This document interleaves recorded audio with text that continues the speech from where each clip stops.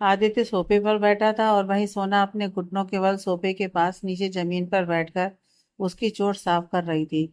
दोनों के बीच एक खामोशी की दीवार थी, जिसे बार बार सोना अपने शब्दों से तोड़ने की कोशिश कर रही थी। लेकिन क्या बोले और कैसे बोले, बस ये उसे समझ नहीं आ रहा था। लेकिन कुछ देर बाद खामोशी तोड़ते हुए बोली, जाना जरूरी है क्या इतने दिनों के लिए? हाँ, बहुत इम्पोर्टेंट काम है, आदित्य बोला। सोना ने हिचकिचाते हुए आगे पूछा, वापस कब आएंगे आप? आदित्य ने एक नज़र उसे देखा, फिर अपनी नज़रें फेरते हुए बोला, तुम्हें क्या फर्क पड़ता है मेरे यहाँ रहने या ना रहने से? इनफैक्ट तुम्हारे लिए तो अच्छा है कि तुम्हें 1 महीने के लिए मुझे झेलना नहीं पड़ेगा। अपनी आंखों के सामने वो ये सब बोल तो रहा था, लेकिन यह सब बोलना उसके लिए कितना मुश्किल था। ये बात उसकी आंखों के कोरों पर बैठी नमी साफ बयान कर रही थी। आदित्य की बात पर सोना ने कुछ नहीं कहा, क्योंकि इस समय वो आदित्य की हालत समझ सकती थी, क्योंकि वो भी उसके दूर जाने से उतनी ही बेचैन थी जितना कि आदित्य। लेकिन दोनों में से कोई भी ये बात मानने को तैयार नहीं था, क्योंकि एक अपने हालातों से मजबूर थी, दूसरा अपने ईगो में। सोना ने आदित्य के हाथ पर दवाई लगाकर उसे पट्टी बांधते हुए एक गहरी सांस लेकर बोली, आपने हमारे सवाल का जवाब नहीं दिया मिस्टर अवस्थी। वापस कब आएंगे आप? आदित्य भी चिढ़ते हुए बोला, दे चुका हूं मैं जवाब। तुम्हें क्या फर्क पड़ता है मेरे होने या ना होने से? और जिस इंसान को मुझसे कोई फर्क नहीं है, उसे मैं जवाब देना जरूरी नहीं समझता। और ये जल्दी जल्दी पट्टी करो, लेट हो जाऊंगा मैं। आदित्य की बात सुनकर एक बार फिर सोना की आंखें झिलमिला गईं, क्योंकि इतने दिनों जब वो उसे नहीं देख पाएगी, तो कम से कम आज वो उससे अच्छे से बात करना चाहती थी, ताकि 1 महीने इन्हीं बातों को याद करके मुस्कुरा लेगी। लेकिन आदित्य तो आज कुछ और ही मूड में था। वो गुस्सा है, चिढ़ रहा है या परेशान है, सोना को कुछ भी समझ में नहीं आ रहा था। लेकिन आज सोना ने सोच लिया था कि चाहे जो भी हो जाए, वो इस अकड़ू से बात करके रहेगी, चाहे वो कितना भी गुस्सा क्यों ना दिखा ले।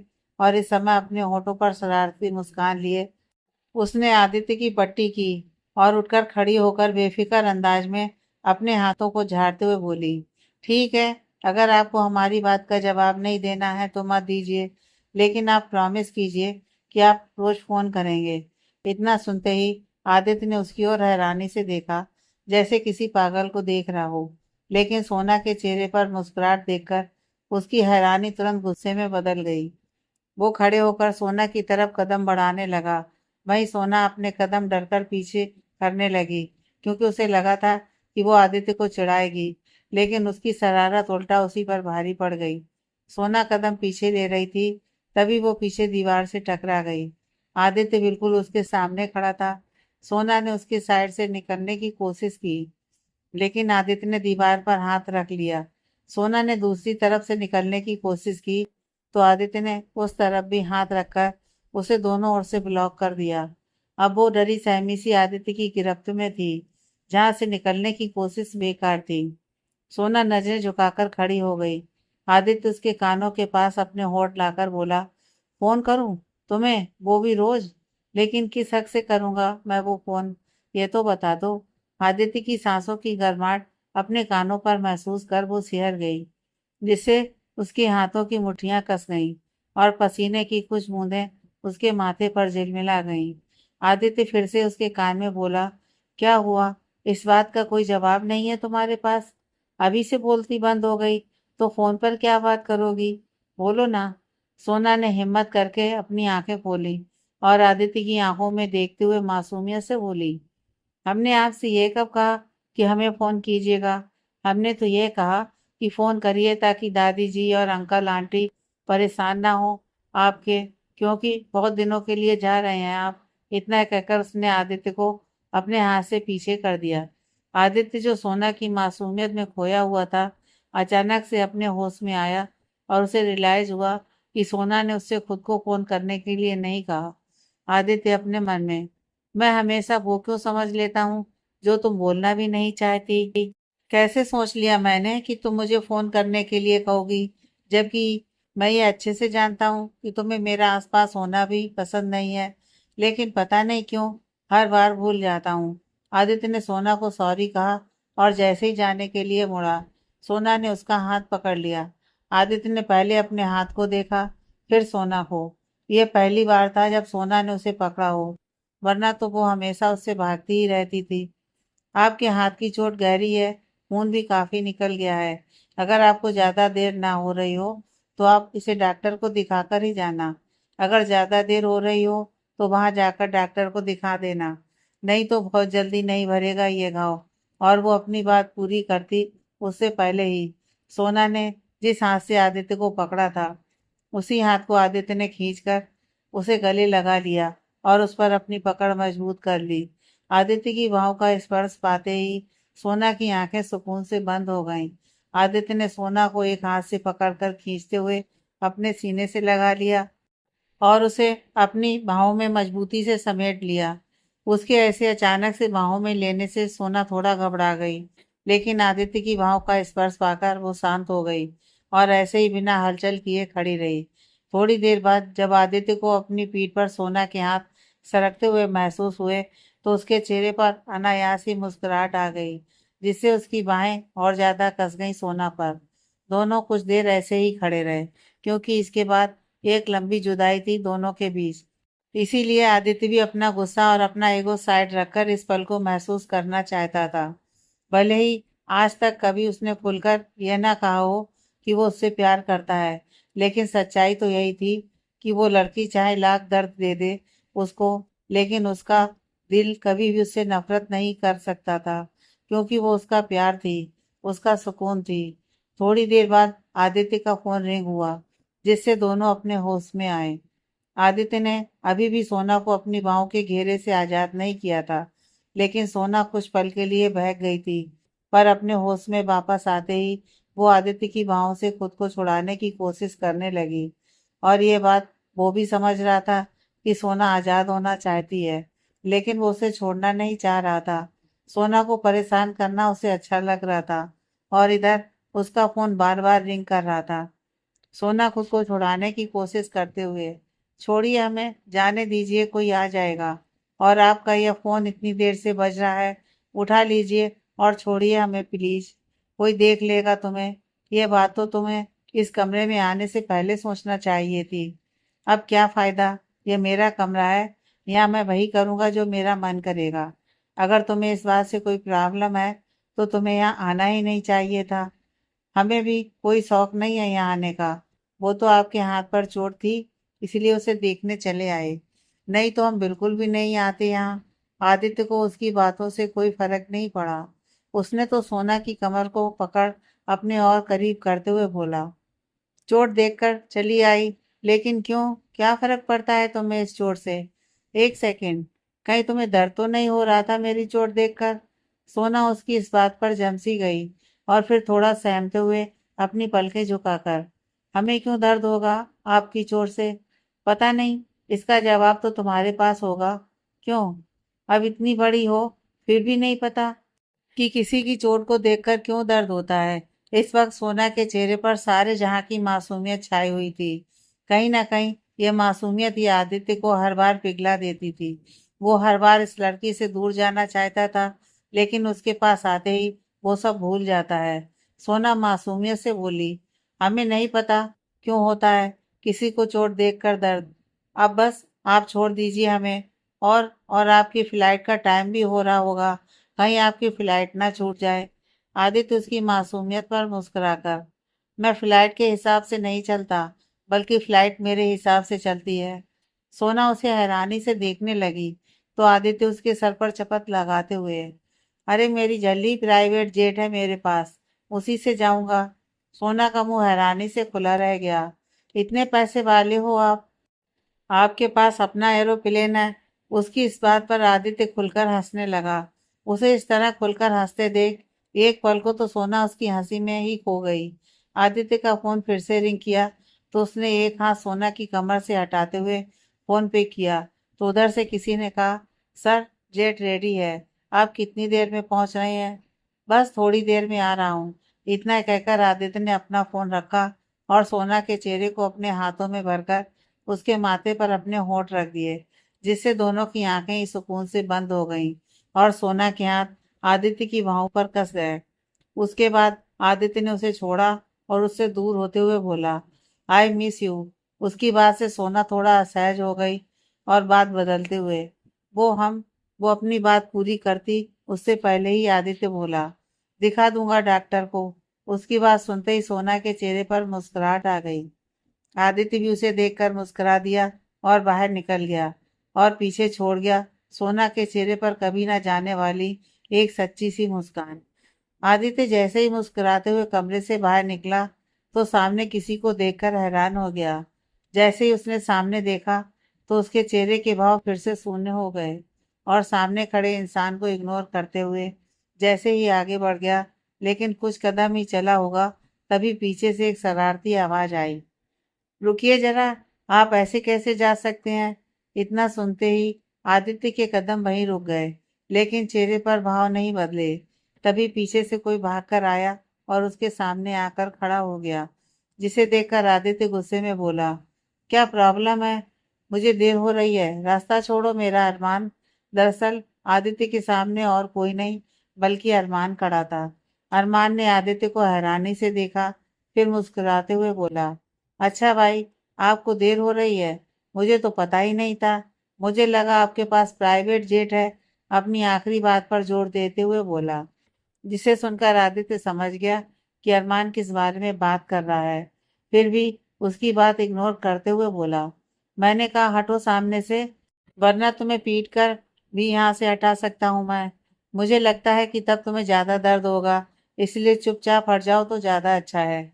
लेकिन अरमान पर उसकी बात का कोई असर नहीं हुआ। वो वैसे ही उसका रास्ता रोककर खड़ा रहा। और भाई, मैं क्या सोच रहा हूँ कि अपने एक एक शब्द पर जोर देते हुए, क्योंकि आपके पास एक प्राइवेट जेट है तो आपको देर तो नहीं होगी जाने में, इसलिए क्यों ना आप पहले मुझे एक मूवी दिखा दो, फिर आप लंदन चले जाना, क्योंकि आपके पास एक प्राइवेट जेट है। आदित्य उसके बार बार प्राइवेट जेट बोलने से इरिटेट होकर बोला, दिमाग खराब हो गया है तुम्हारा, ये कोई मूवी का टाइम है, मुझे निकलना है, देर हो रही है मुझे, इसलिए बकवास बंद करो अपनी। जब आपको देर हो रही थी तो आप वापस क्यों आए, आप तो चले गए थे ना। आदित्य अटक अटक कर, वो क्या हुआ भाई, वो मैं एक्चुअली क्या होता है, और आपको क्या हो गया है, ऐसे क्यों बात कर रहे हैं। आदित्य एकदम से उसे अपना हाथ दिखाते हुए बोला, वो मेरे हाथ में चोट लग गई थी इसलिए वापस आया। अरमान उसके हाथ को देखकर, हाँ आपके हाथ में चोट लग गई है। अरे, ये पट्टी किसने की आपकी, लगता है किसी बड़े डॉक्टर ने की, शायद किसी हार्ट स्पेशलिस्ट ने। आदित्य चौंकते हुए, क्या, हार्ट स्पेशलिस्ट, देखिए ना कितने अच्छे से कितनी प्यारी पट्टी की है। आदित्य ने उसे घूर कर देखा और बोला, अरमान जल्दी से हट सामने से, मुझे बहुत गुस्सा आ रहा है, मैं तुझे जाने से पहले पीटना नहीं चाहता हूँ। अरमान भी पूरे एटीट्यूड के साथ बोला, आप चाहे जो कर लो, जब तक आप मूवी नहीं दिखाओगे मैं आपको कहीं नहीं जाने दूंगा, और अगर आपने मुझे पीटने की कोशिश की या मुझ पर गुस्सा किया तो मैं अभी जाकर दादी को बता दूंगा कि आपके हाथ बहुत ज्यादा चोट लगी है, और फिर वो आपको लंदन नहीं जाने देंगी। तो सोच लीजिए आप कि आपको क्या करना है। अब आदित्य को यकीन हो गया कि उसका नालायक भाई उसको बिना मूवी दिखाए नहीं जाने देगा, इसलिए वो हार मानकर बोला, ओके फाइन, बोलो कौन सी मूवी देखनी है और कहाँ देखनी है। चलो। अरमान शरारती मुस्कान ओढ़कर, मुझे वही मूवी देखनी है जिसका ट्रेलर अभी अभी मैंने आपके रूम में देखा था। क्या रोमांटिक ट्रेलर था। उसकी बात का आदित्य के पास कोई जवाब नहीं था, इसलिए उसे गुस्से में चिल्लाते हुए बोला, अरमान, जस्ट मूव ए साइड, नहीं तो कल से ऑफिस ज्वाइन करना पड़ेगा। जिसे सुनते ही अरमान का चेहरा फीका पड़ गया और वो मासूमियत से बोला, बस आपको यही आता है, जब देखो तब ऑफिस जाने की धमकी देते रहते हैं आप मुझे, नहीं जाना है मुझे किसी ऑफिस में।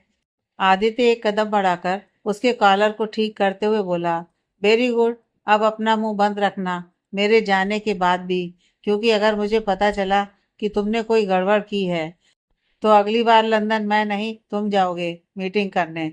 इतना कहकर आदित्य निकल गया। अरमान वहीं बेचारा सा मुंह बनाकर खड़ा हो गया और बोला, कोई बात नहीं, इस बार बच गए, हर बार नहीं बचोगे आप। तभी उसे सामने से आदित्य के रूम से निकलती हुई सोना दिखाई दी, जिसे देखकर अरमान के चेहरे पर फिर से एक शरारती मुस्कुराहट आ गई। कोई बात नहीं, आप ना सही तो आपकी वो ही सही। अरमान ने आदित्य को परेशान करने और चिढ़ाने की पूरी कोशिश की, लेकिन वो उसी पर उल्टा पड़ गया। अरमान को लगा था कि वो आदित्य को तंग करेगा और उसके मजे लेगा, लेकिन यहाँ तो आदित्य अरमान को ही डांट कर चला गया और बेचारा अरमान करता भी गया। उसकी सिर्फ एक ही कमजोरी थी कि उसे ऑफिस जाने के नाम से डर लगता था और उसका फायदा आदित्य पूरी तरह से उठाता था। अगर वो कुछ भी उल्टा सीधा करने की कोशिश करता तो आदित्य उसको एक ही धमकी देता था। वो थी उसकी ऑफिस भेजने की धमकी। वो अपने भाई को मनी मन कोस रहा था कि उसे सामने से आदित्य के रूम से आती हुई सोना दिखाई दी, जिसे देखकर अरमान के मुरझाए चेहरे पर फिर से चमक आ गई और एक शरारती मुस्कुराहट के साथ वो खुद में ही बड़बड़ाया, आप ना सही तो आपकी वो ही सही। और जल्दी से सोना को देखकर जोर से बोला, अरे सोना जी जरा रुकिए ना। बोलकर भागकर उसके पास आ गया, लेकिन सोना उसके ऐसे अपना नाम पुकारने से थोड़ा सहम गई। वो बेचारी पहले से ही डरी सहमी सी लड़की थी, जो किसी के तेज आवाज से भी डर जाती थी। अरमान उसके चारों ओर घूमकर उसे गहरी नजरों से देखने लगा, जिससे सोना थोड़ा घबराकर अपनी उंगलियों से दुपट्टे को उलझाकर उसे गोल गोल घुमाते हुए धीमी सी आवाज में बोली, क्या हुआ अरमान जी, आप ऐसे क्यों देख रहे हैं हमें। अरमान घूमते हुए रुक गया और अपनी एक उंगली अपनी चिन पर रखकर सोचते हुए, हाँ सोचने वाली बात है सोना जी, मैं आपको ऐसे क्यों देख रहा हूँ। लेकिन उससे भी ज्यादा सोचने वाली बात यह है कि आप भाई के रूम में क्या कर रही हैं। भाई तो यहाँ है नहीं, तो फिर आप यहाँ कैसे। सोना को तो समझ ही नहीं आया कि उसकी इस बात का क्या जवाब दे, इसलिए एक गहरी सांस लेकर पूरे कॉन्फिडेंस के साथ बोली, वो हम आपको ढूंढ रहे थे और हमें लगा कि आप यहाँ हो सकते हैं, बस इसलिए यहाँ आ गए। अरमान उसे हैरानी से देखने लगा और अपने मन में बोला, ये लड़कियां भी ना इतनी मासूमियत से झूठ बोलती हैं। बेचारा सामने वाला कैसे इनकी बात ना माने। और मैं भी आपके इस झूठ का भरोसा कर लेता कि आप मुझे ही ढूंढ रही हैं, लेकिन अब मुझे पता चल चुका है कि आपके और भाई के नीचे चक्कर चल रहा है। मैं आपकी किसी भी बात में नहीं फंसूंगा। और तुरंत अपने ख्यालों से बाहर आकर बोला, नहीं बिल्कुल भी नहीं आप। मैं कभी भी भाई के रूम में ही नहीं आता हूँ, क्योंकि उनका कोई भरोसा नहीं, कब उनको गुस्सा आ जाए और मुझे ऑफिस भेज दें। नहीं, मैं ऑफिस नहीं जाना चाहता। अरमान की बात सुनकर सोना को समझ नहीं आया कि वो क्या बोले, इसलिए अपनी उंगलियां दुपट्टे में उलझाते हुए ही बोली, अब हमें लगता है कि आपसे कुछ भी छुपाने का कोई फायदा नहीं है, इसलिए आपको सब कुछ अभी के अभी बताना चाहते हैं। ये सब बोलते हुए सोना अरमान की तरफ एक एक कदम बढ़ा रही थी। वहीं अरमान बहुत ध्यान से उसकी बात सुन रहा था। सोना बोली, वो आपके भैया के हाथ में चोट लग गई थी, इसलिए जब हमने उन्हें देखा तो उनकी हेल्प करने के लिए आए। वो अभी अभी गए हैं यहाँ से। कहकर वो चुप हो गई। तो अरमान एक्साइटेड होते हुए बोला, अच्छा भाई अभी गए हैं, तो क्या आपकी और उनकी कोई बात हुई। क्या कहा उन्होंने।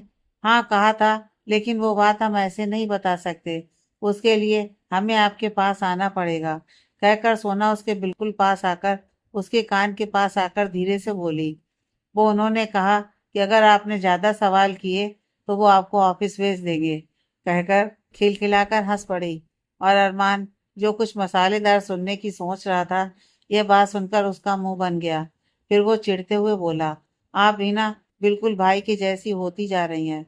मुझे तो लगा था कि अगर भाई मुझे डांटते हैं तो कोई बात नहीं, कम से कम मेरी भाभी तो मेरी साइड लेगी, लेकिन यहाँ तो आप भी मुझे परेशान कर रही हैं।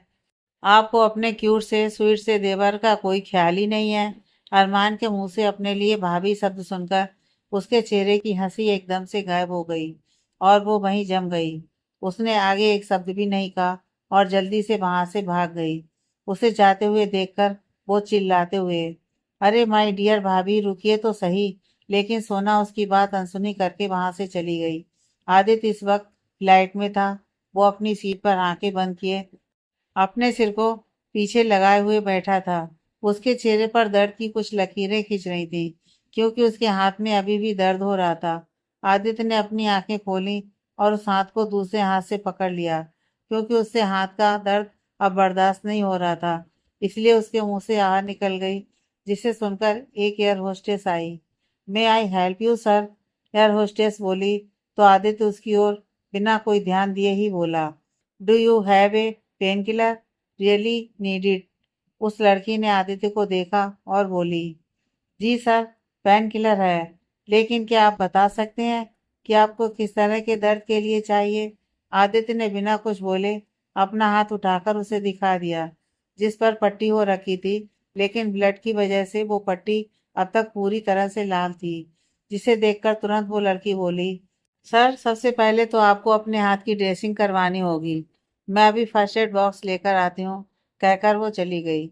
लेकिन उस पट्टी को देखकर आदित्य के दिमाग में आज सुबह वाली बात घूम गई कि कैसे सोना ने डांट कर उसके हाथ पर दवा लगाई थी, और उसके बाद फिर वो प्यारा सा किस, वो सब उसकी आंखों के सामने आ गया, जिसे सोचकर उसके चेहरे पर अनजाने ही मुस्कान तैर गई, और उसने अपने हाथ को लेकर अपने होठों से लगाकर चूम लिया। सुबह वाली बात याद करके मुस्कुराने लगा और अपने मन में बोला, पागल लड़की, कभी कभी तो दिल करता है खींच कर थप्पड़ लगाऊं तुम्हें, लेकिन कभी कभी बस तुम्हें प्यार करने का दिल करता है। तुम चाहे जितना बुरा भला कह लो मुझे, पर मैं तुमसे गुस्सा रह ही नहीं पाता। क्या करूं, मजबूर हूं इसकी वजह से। उसने अपने दिल पर हाथ रखते हुए कहा। तभी एयर होस्टेस आई। सर, एक मिनट, आप अपना हाथ दीजिए, कहकर वो आदित्य के सामने वाली सीट पर आकर बैठ गई और एक टेबलेट उसकी ओर बढ़ा दी। आदित्य ने वो टेबलेट लेकर खा ली। तभी उसके बाद वो लड़की बोली, लाइए सर, मैं आपकी ड्रेसिंग फिर से कर देती हूँ, वरना ऐसे रखने से आपके हाथ में इन्फेक्शन भी हो सकता है। कहने के बाद वो आदित्य की तरफ देखने लगी, लेकिन आदित्य ने उसकी तरफ हाथ नहीं बढ़ाया। मिस, आप रहने दीजिए, मैं ठीक हूँ, आप जा सकती हैं। आदित्य ने ये सब बातें कहते हुए एक बार भी इस लड़की की ओर नहीं देखा था, जिस वजह से उस लड़की को भी थोड़ा अजीब लग रहा था, और कहीं ना कहीं वो लड़की भी आदित्य को देखकर अट्रैक्ट हो रही थी, क्योंकि वो बहुत ही ज्यादा हैंडसम था, और ऊपर से इतना रिच कि उसके पास अपना प्राइवेट जेट है। उसके अलावा और क्या ही चाहिए किसी लड़की को अट्रैक्ट करने के लिए। वो काफी देर तक बैठी रही, फिर अचानक से बोली, सर, आप बहुत ही ज्यादा हैंडसम हैं, किसी प्रिंस चार्मिंग की तरह। इस बात पर आदित्य ने उसकी ओर देखा और हल्का सा मुस्कुराकर बोला, thank you for the compliment miss. Aditya के मुस्कुराने से वो थोड़ा सहज महसूस करने लगी। सर, क्या अब आपकी ड्रेसिंग कर सकती हूँ मैं? जी नहीं, मैंने कहा ना आपसे कि आप यहाँ से जा सकती हैं। शायद आपको कोई बात एक बार में समझ नहीं आती।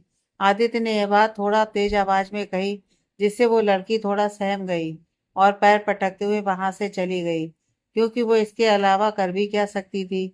आदित्य ने उसे ऐसे जाते हुए देखा तो उसे एहसास हुआ कि वो लड़की तो बस उसकी हेल्प ही करना चाहती थी, उसे ऐसे बात नहीं करनी चाहिए थी उसके साथ। आदित्य को थोड़ा बुरा लग रहा था, क्योंकि वो औरतों की बहुत रिस्पेक्ट करता था, लेकिन वो कभी भी किसी भी लड़की से बेवजह के रिश्ते भी नहीं जोड़ना चाहता था। वो दूसरे अमीर आदमियों की तरह नहीं था, जो औरतों को सिर्फ यूज करने का सामान भर समझते हैं। तभी उसने अपने हाथ की तरफ देखा। सच में उसे इस वक्त ड्रेसिंग की जरूरत थी, लेकिन फिर भी पता नहीं क्यों वो नहीं चाहता था कि ये पट्टी कोई भी उसके हाथ से हटाए, खासकर एक लड़की तो बिल्कुल नहीं, क्योंकि उसे उसकी सोना ने बांधी थी। रात का समय अवस्थी मेंशन। सोना अपने रूम में लेटी हुई थी और बेचैनी से बार बार करवटें बदल रही थी। शायद वो सोने की कोशिश कर रही थी, लेकिन उसकी आंखों में नींद का एक कतरा भी नहीं था। सुबह उसके और आदित्य के बीच जो कुछ भी हुआ, वो बातें उसके जहन से जाने का नाम ही नहीं ले रही थी। वो पूरी कोशिश कर रही थी कि उसके बारे में ना सोचे, फिर भी उसने गुस्से में अपना पिलो फेंका और खुद उठकर बेड पर ही बैठ गई। उसे इस वक्त खुद पर ही गुस्सा आ रहा था कि वो ऐसा कैसे कर सकती है।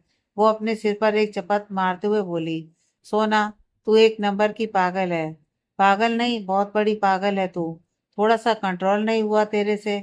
अब क्या सोच रहे होंगे आदित्य जी तेरे बारे में, कि पहले तो पता नहीं क्या क्या बोल दिया उनको, और आज खुद ही उनको किस। नहीं नहीं, अपने गालों को थपथपाते हुए, हमने कुछ नहीं किया, वो तो उन्होंने ही हमें। हाँ, वो खुद ही हमारे करीब गए थे, हमने तो कुछ नहीं किया बस। लेकिन जब उन्होंने हमें किस किया तो हमने भी कर दिया। हमने बिल्कुल सही किया है। अगर हम उनका साथ नहीं देते तो उनकी क्या इज्जत रह जाती। ये सब हमने उनकी इज्जत बचाने के लिए किया।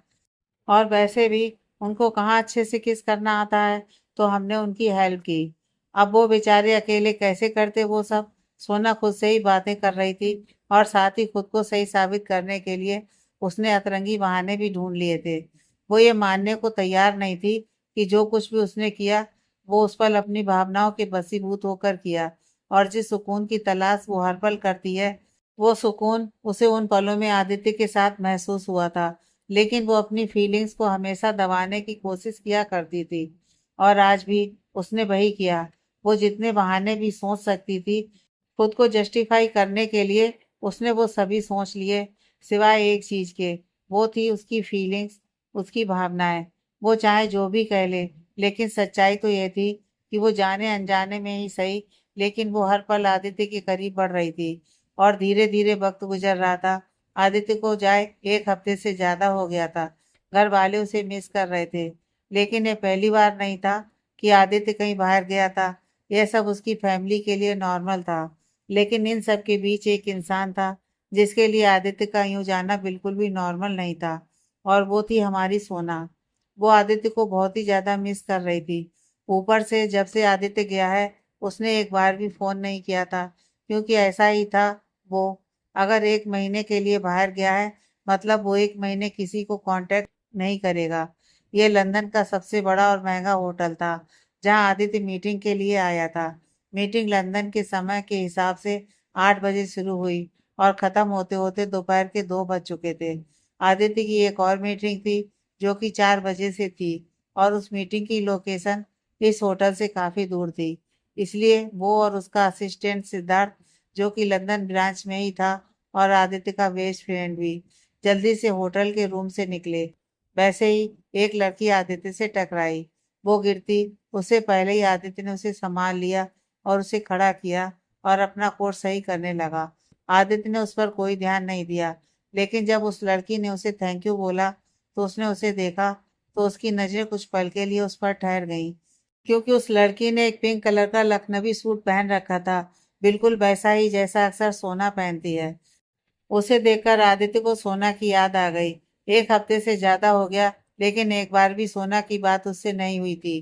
कई बार उसका मन किया कि वो उससे बात करे, लेकिन सबसे बड़ी बात यह थी कि अगर उसने फोन किया तो भी किसे कहेगा सोना से बात करवाने को, क्योंकि सोना के पास फोन तो है नहीं। वो लड़की वहां से चली गई, लेकिन आदित्य अभी भी वैसे ही खड़ा उस लड़की को जाते हुए देख रहा था।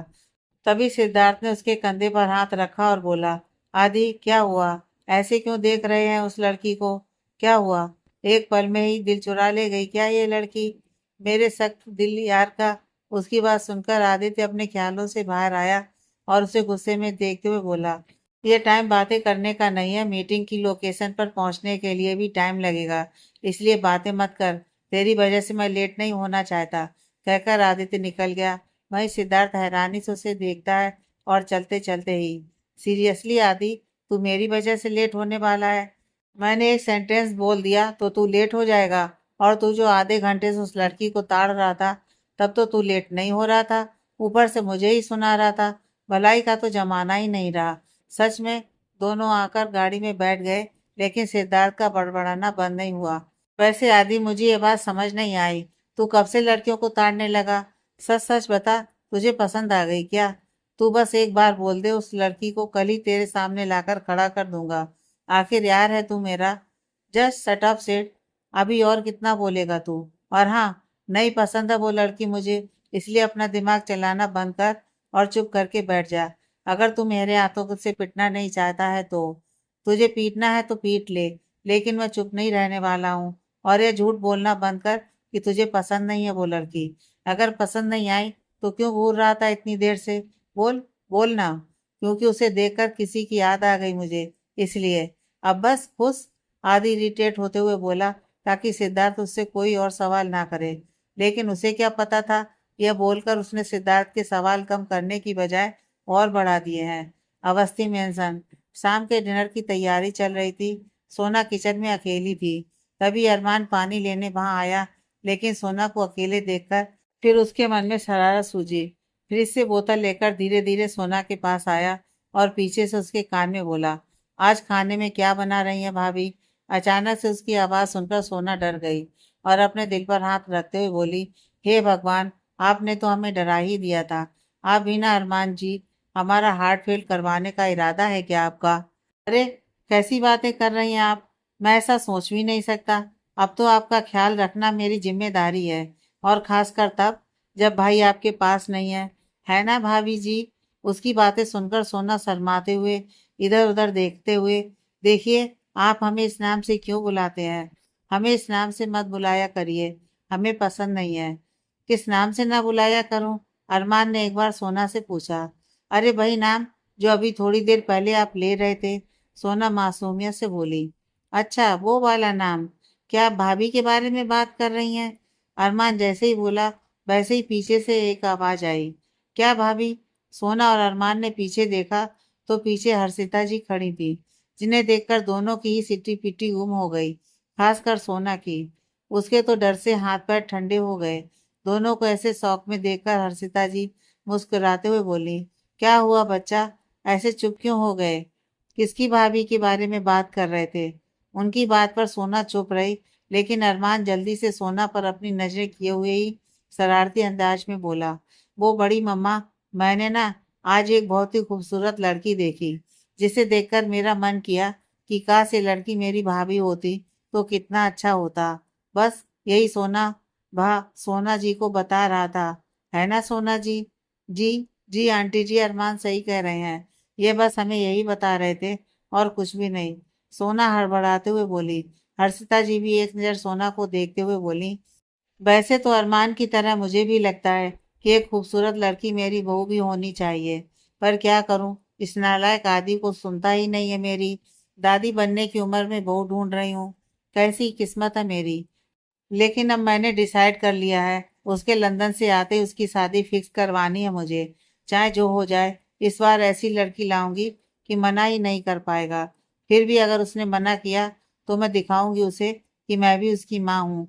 हर्षिता जी बोल रही थी कि बीच में सोना खांसने लगी, तो अरमान उसे पानी देते हुए बोला, क्या हुआ सोना जी, आपको अच्छा नहीं लग रहा क्या कि हम भाई के लिए लड़की ढूंढ रहे हैं? अरमान की बात पर सोना ने कुछ नहीं कहा और वो बिना कुछ कहे वहां से चली गई। उसे जाते देख हर्षिता जी बोली, इसे क्या हुआ, ऐसे क्यों चली गई? वहीं लंदन में सारी मीटिंग्स खत्म करने के बाद आदित्य और सिद्धार्थ की गाड़ी एक बहुत ही बड़े और खूबसूरत मेंशन के बाहर रुकी। ये घर देखने में एकदम अवस्थी मेंशन की तरह लग रहा था, और उसके बाहर एक नेम प्लेट लग रही थी जिस पर लिखा था अवस्थी विला। दरअसल ये आदित्य का ही घर था, क्योंकि वो बिजनेस के सिलसिले में यहाँ महीनों रुकता था। दोनों ही बहुत थक चुके थे, क्योंकि सुबह से निकले दोनों रात में घर आ रहे हैं। दोनों ही अपने अपने रूम में चले गए। आदित्य अपने बेड पर लेटा हुआ था। आज वो बहुत थक गया था, और उससे भी बड़ी बात, आज कई दिनों बाद उसे सोना की बहुत याद आ रही थी। उसका मन उसे बस एक बार देखने को कर रहा था। उसके दिल की बेचैनी उसके चेहरे पर नजर आ रही थी। वो बहुत थक चुका था। उसके बावजूद उसकी आंखों में नींद की जगह अपने प्यार को देखने की चाहत उमड़ रही थी। लेकिन वो इस वक्त चाह कर भी कुछ नहीं कर सकता था, क्योंकि वो अपने प्यार से 7 समुंदर दूर था। वो जानता था कि इस वक्त उसे सोना को देखना पॉसिबल नहीं है, पर वो इस दिल को कैसे समझाए जो अपने महबूब की सिर्फ एक नजर का प्यासा है। इसी बेचैनी में वो कब से करवटें बदल रहा था, और हार कर खिड़की के पास आकर खड़ा हो गया। बाहर से आती ठंडी हवा चेहरे को छूकर जा रही थी, लेकिन आज कोई भी उसे वो सुकून नहीं दे पा रहा था जिसे वो ढूंढ रहा था। आदित्य ने जैसे ही अपनी आंखें बंद की, उसके सामने एक प्यारा सा खूबसूरत मुस्कुराता हुआ चेहरा आ गया, जिसकी एक मुस्कुराहट से आदित्य के चेहरे पर एक अनजाना सा सुकून ठहर गया, और उसके मुंह से निकला, सिर्फ और सिर्फ तू ही है मेरा सुकून।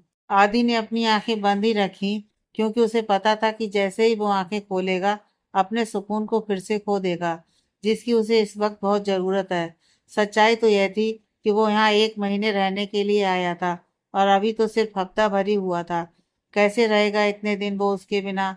यही सोचकर वो ऐसे ही खुद को दीवार से टिकाकर खड़ा हो गया, क्योंकि बंद आंखों से ही सही, पर उसे उसकी फेवरेट चीज मिल रही थी, जिसके लिए वो ना जाने कब से बेचैन था। उसकी आंखों के सामने वो पल आ गया जब लंदन आने से पहले आदित्य ने उसे किस किया था और सोना ने पहली बार उसे उसकी किस का रिस्पॉन्स दिया। वरना तो वो हमेशा उससे दूर ही भागती थी या फिर कुछ ऐसी बात बोल देती जिससे आदित्य को हमेशा ही हर्ट होता था। उस पल को याद करते हुए उसकी मुस्कुराहट और भी चौड़ी हो गई। तभी उसके दरवाजे पर किसी ने नॉक किया, लेकिन आदित्य को कुछ सुनाई ही नहीं दे रहा था। वो तो अपनी दुनिया में मगन था, जहां उसे सिर्फ एक इंसान की जरूरत थी और वो केवल उसी दुनिया में उसके इतने करीब हो सकती थी। अचानक से वो नॉक इतनी तेज होंगे जैसे बाहर वाला इंसान दरवाजा तोड़ देगा। इतनी तेज आवाज से आदित्य का ध्यान टूटा और वो वापस रियलिटी में आ गया, जो आदित्य इस वक्त बिल्कुल भी नहीं चाहता था। वो गुस्से में दरवाजे की तरफ बढ़ा, जैसे आज बाहर वाले की जान ही ले लेगा। उसने दरवाजा खोला तो सिद्धार्थ, जो एक बार फिर नॉक करने वाला था, उसके हाथ वहीं रुक गए और आदि के गुस्से वाले चेहरे को देखकर उसने एक गहरी सांस ली और तुरंत वहां से पीछे मुड़कर जाने लगा। तो गुस्से से भरी आवाज चारों ओर गूंज गई, अगर तू चाहता है कि मैं तुझे बहुत ज्यादा ना मारूं तो वहीं रुक जा, क्योंकि आज तुझे मुझसे कोई नहीं बचा सकता। लेकिन अगर तू यहाँ से गया तो मुझसे बुरा कोई नहीं होगा। उसकी बात सुनते ही सिद्धार्थ अपने दोनों हाथ ऊपर खड़े करते हुए बेचारा सा मुंह बनाकर उसके पास आ गया। आदित्य ने उसे अंदर आने का इशारा किया तो वो ऐसे ही रूम में अंदर आ गया, लेकिन जैसे ही उसने इधर उधर नजर दौड़ाई तो वापस अपने हाथ नीचे करके बोला, एक सेकंड, तू क्या कर रहा था अंदर? मुझे लगा मैंने तुझे तेरे काम में डिस्टर्ब कर दिया, इसलिए तू गुस्सा है। लेकिन यहाँ तो कोई लैपटॉप या ऐसी चीज नजर नहीं आ रही है जिससे लगे कि तू काम कर रहा है। मैं तो ऐसे ही बिना मतलब के डर गया था। वैसे एक बात बता, तू ऐसा क्या कर रहा था जो मेरे आने से इतना गुस्सा आ गया मेरे भाई को? बोल दे मेरे यार, मुझसे क्या छुपाना। उसकी बात पर आदि थोड़ा झेप गया, जैसे किसी ने उसकी चोरी पकड़ ली हो। वो आकर बेड पर बैठ गया। शट अप सेठ, कुछ भी बकवास मत कर तू। ये बता, यहाँ क्या कर रहा है? तुझे नींद नहीं आ रही है क्या? जा यहाँ से, मुझे सोना है। अच्छा बेटा, देख कर तो नहीं लग रहा कि तुझे सोना है, लेकिन जो भी है, मैं यहाँ से कहीं नहीं जा रहा हूँ, क्योंकि मुझे मेरे सवालों का जवाब चाहिए। आदित्य को समझ आ गया था कि अब यह उसका जिद्दी दोस्त कहीं नहीं जाएगा जब तक उसे उसके सवालों के जवाब नहीं मिलेंगे। इसलिए आदित्य ने भी उसे बैठने का इशारा कर दिया और सिर्फ उसके पास बैठ गया। मुझे बातें घुमाकर करना नहीं आता, इसलिए सीधा सवाल पूछ रहा हूँ और उम्मीद करता हूँ कि तू मुझे झूठ नहीं बोलेगा, क्योंकि बचपन से लेकर आज तक हम चाहे एक दूसरे से कितने भी दूर रहे हो, लेकिन हम एक दूसरे के सबसे ज्यादा करीब रहे हैं और ना हमने एक दूसरे से अब तक कोई भी बात छुपाई है, चाहे वो जैसी भी हो। जब तुझे किसी परेशानी में देखता हूँ तो मैं भी खुश नहीं रह सकता। ये बात तू बहुत अच्छे से जानता है। सिद्धार्थ की बात सुनकर आदित्य थोड़ा इमोशनल हो गया, क्योंकि जो भी सिद्धार्थ ने कहा एकदम सच था।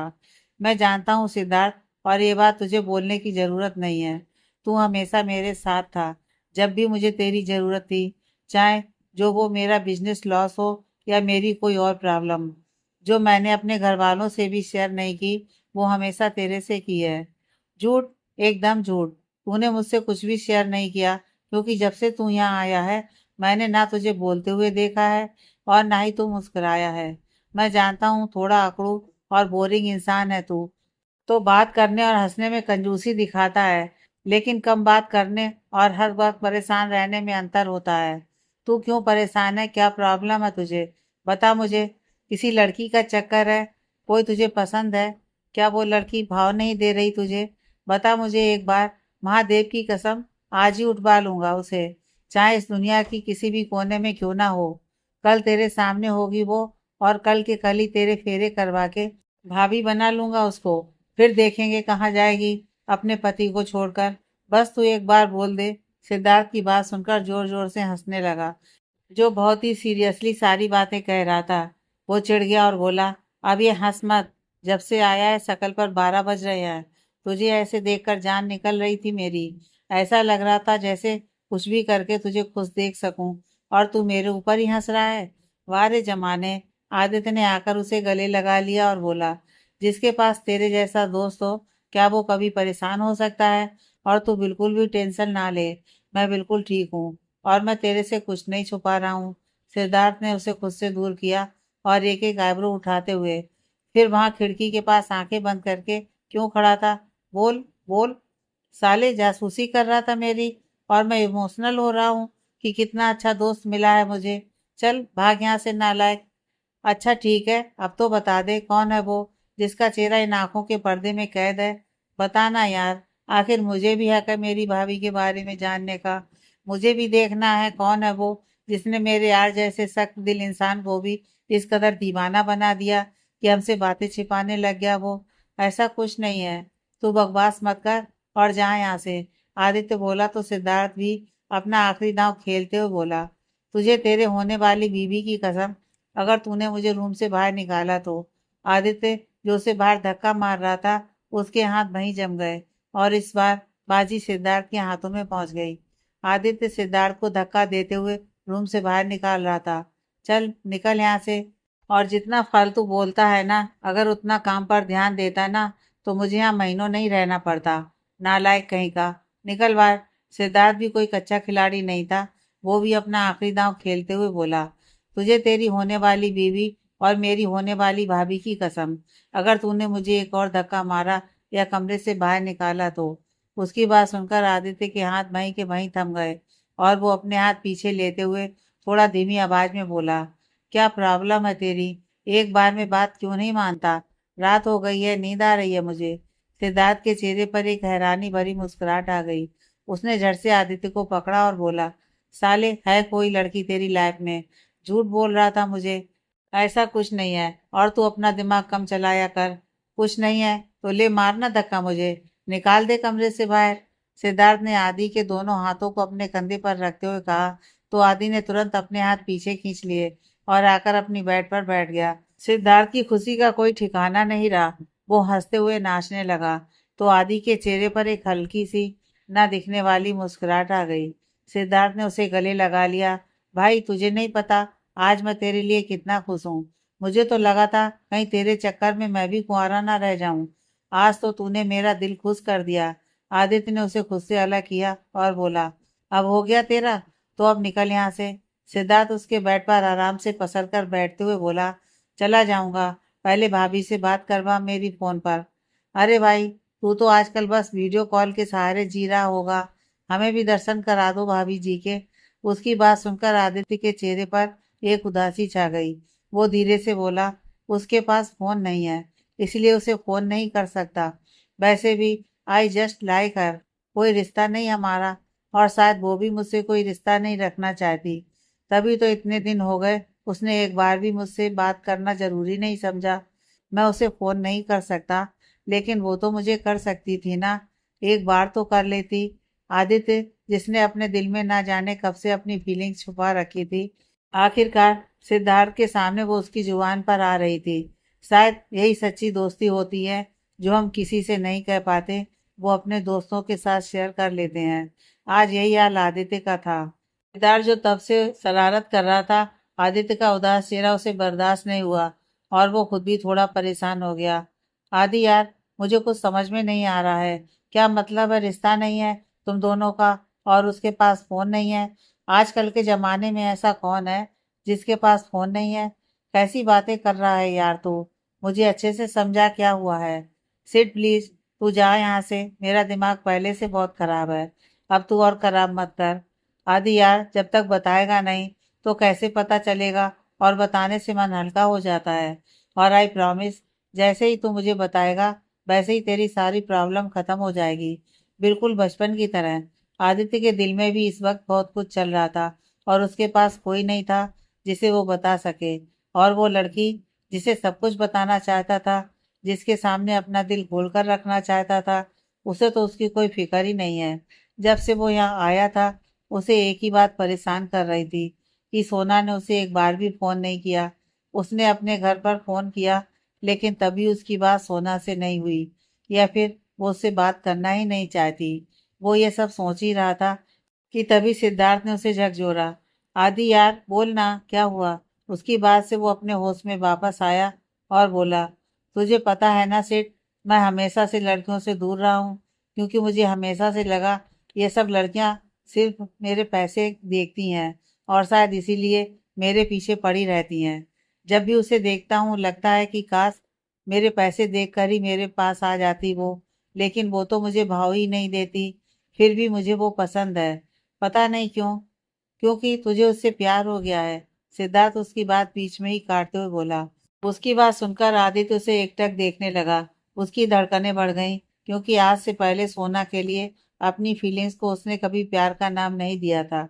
सिद्धार्थ उसके कंधे पर हाथ रखकर बोला, ऐसे शॉक्ड होने की जरूरत नहीं है। सच कह रहा हूँ, और तेरे चेहरे को देखकर यह भी बता सकता हूँ कि तू खुद भी उसके लिए अपने प्यार को नहीं समझ पाया है। तो तू कैसे उम्मीद कर सकता है कि वो तेरी फीलिंग समझेगी। और ये हमेशा आदित्य अवस्थी वाला एटीट्यूड लेकर घूमने की जरूरत नहीं है। प्यार में झुकना पड़ता है। अपने प्यार के लिए सारी हदें पार करनी पड़ती हैं। वो सब करना पड़ेगा तुझे भी उसके लिए, जो तू कभी नहीं करना चाहता। क्या फिल्मी डायलॉग बाजी कर रहा है तू? जैसे पता नहीं कितनी बार प्यार करके छोड़ चुका है तू। अरे भाई, प्यार नहीं किया तो क्या, बारातें तो नाचे ही हैं। खैर वो सब छोड़, तू पहले ये बता, तू भाभी से पहली बार कहाँ मिला था? उसके सवाल करते ही आदित्य के सामने वो मंजर घूम गया, जब पहली बार सोना उसकी गाड़ी से आकर टकरा गई थी। आगे की कहानी नेक्स्ट पार्ट में।